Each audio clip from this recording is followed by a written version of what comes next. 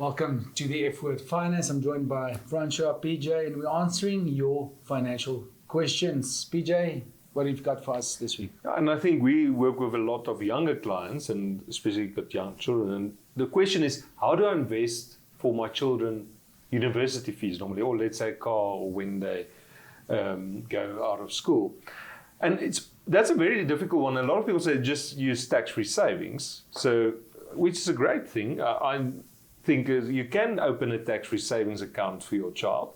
That's a great thing. The thing is, you've got the 36,000 Rand you can invest per year and a 500,000 limit per lifetime. So that's the only thing the 500,000 Rand per lifetime. So if you use it like in 15 years old, you have enough money to invest for yourself and your children, 36,000 Rand per year. If they withdraw that money then, when they get to university, they won't ever be able to invest in tax-free savings again. So that's if you put it in their name. In their name. So I would start with your own tax-free savings. And that the goal is then long-term goal. So don't put it in a bank account, in a money market, because my children is 3 years old, is going to go into university in 15 years. And bank interest rates in a few years going to be at 5%, while you can get offshore shares. There's no regulation, you can get 100% offshore exposure or 100% equity exposure.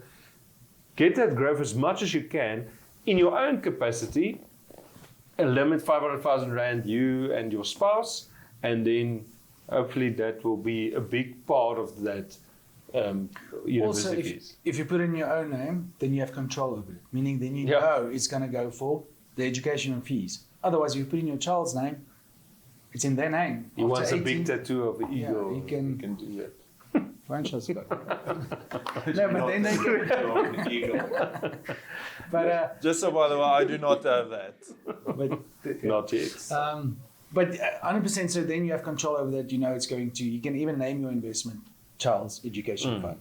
Where if you put it in a child's name, then you can use it. I think something that's very important is people still ask me a policy for university and all that stuff, where they still think of an endowment, that matures in 20 years' time, stuff like that. Now, if we look at the tax consequences of an endowment versus a tax-free savings account, doesn't make sense at all. Your endowment, your interest is at 30%, capital gains tax at 12%. So when you go into an endowment, you are going to pay that tax, whereas a tax-free savings account, you will not pay that tax. So just make sure that when you invest, you don't make use of the old school endowment where it's locked up, for the next 20 years or whatever. Rather make use of a tax-free savings account. And we are talking about investments now, because there's different insurance products. Yeah. There's different insurance products, but that's something else. Yeah, this is investment. You put money away. There are other insurance products. So normally you get insurance but then most of the time, something's got to happen to you to pay out for education benefit, or then you have to die or disability or severe illness, then they will pay out. I know some companies have a hybrid type thing, but again, if you just want something clean, have enough life insurance that if you die or something happens, that you will be able to pay education for the people left behind can pay for education. But I'm talking about investments now. Yeah. And I do like the open-ended investments, because even then, maybe you come to university and your child doesn't want to go to university, you can use that money for something else. Even though it's earmarked for university, it's still flexible. It's not an insurance policy you pay that can only go for that, and then maybe something happens and the money is basically gone because you didn't use it, where investments like this is. So it would be great if my children don't use it. I have a tax-free savings that I can use for retirement to supplement my retirement. Maybe they get a bursary. Yeah. Then definitely. So I think that's a good way to save for your children's education. Any other? I think if you want to start something in your children's own name, you can do a normal investment, because they don't have a high tax rate or anything like that. Quickly on trusts, because I hear that a lot. I'm going to open a trust for my kid. Good idea? For your kid, no.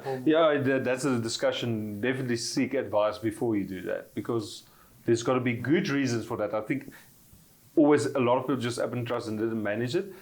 There's still definitely a place for trusts, but it's got to be managed properly, and there's definitely got to be goals behind that. Thank you, gents. Hopefully that answered your question. And if you have any other questions regarding this topic or any other financial question, we are keen to answer them. Thank you.